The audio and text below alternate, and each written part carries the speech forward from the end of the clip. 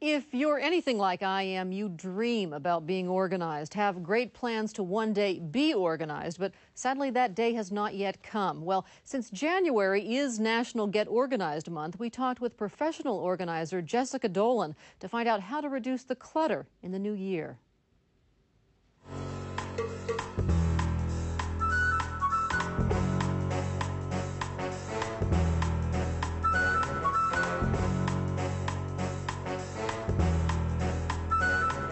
Number one on everybody's New Year's resolutions is to get organized. If all of your things are expertly organized and smartly stored, go ahead and change the channel. But if getting organized keeps sliding to the bottom of your to-do list, stay with us. The National Association of Professional Organizers has declared January Get Organized Month. To find out more, we talked with professional organizer Jessica Dolan, owner of Room to Breathe Home and Office Organizing.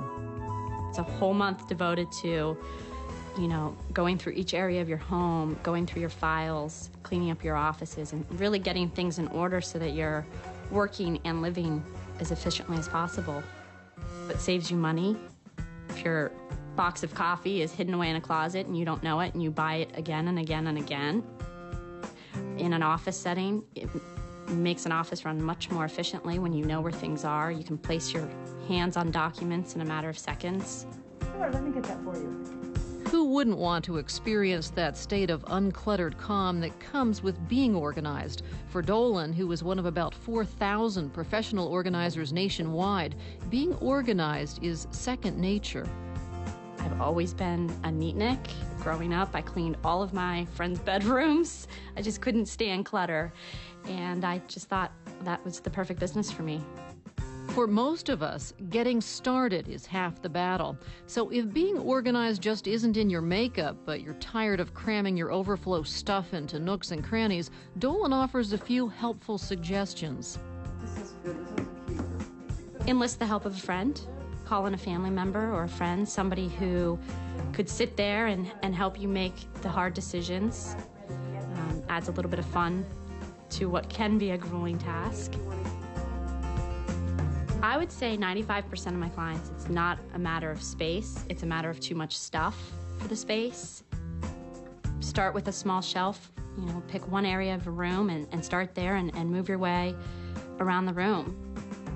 My general rule of thumb is the 1-year rule. If you haven't worn something, used something, seen something in a year, it's probably time for that item to make its way elsewhere. Parting with possessions isn't always easy, even with a friend trying to help you let go. So how do you know when it's time to call in a hired hand?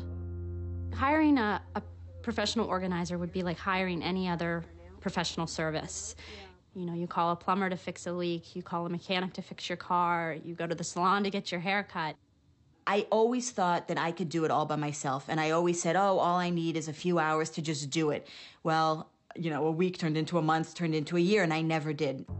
Like many working mothers, Tamar London has a busy life with a husband, 2 young children, and 2 jobs. She teaches political science at Penn State and works as a portrait photographer.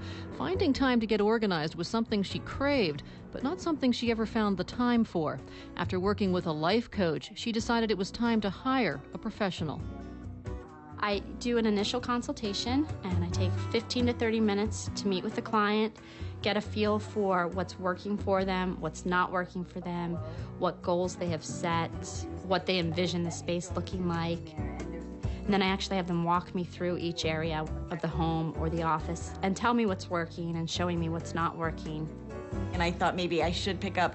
And then I just thought she really needs to see how I live and what the issues are so that she can deal with them, just like a doctor, you gotta bear it all.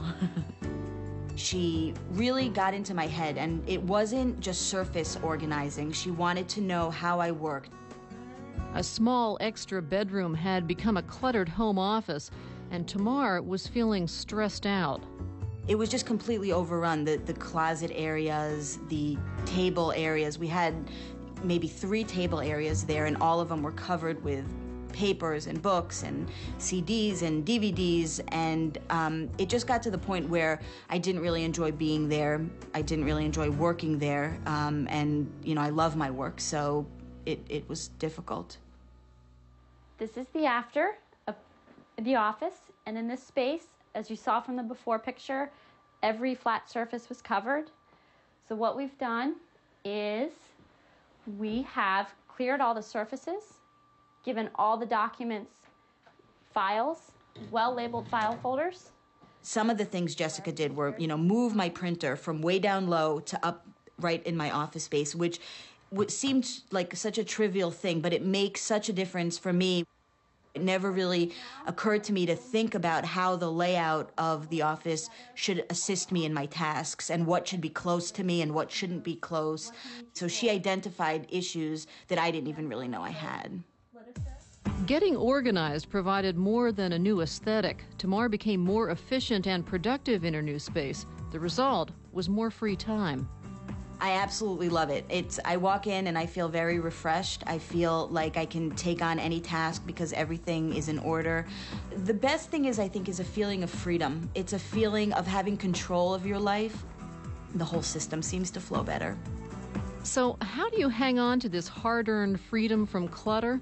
The old adage, a place for everything and everything in its place, comes to mind. But after that, according to professional organizers, the real trick is setting aside a little time each day to pick up and put things away.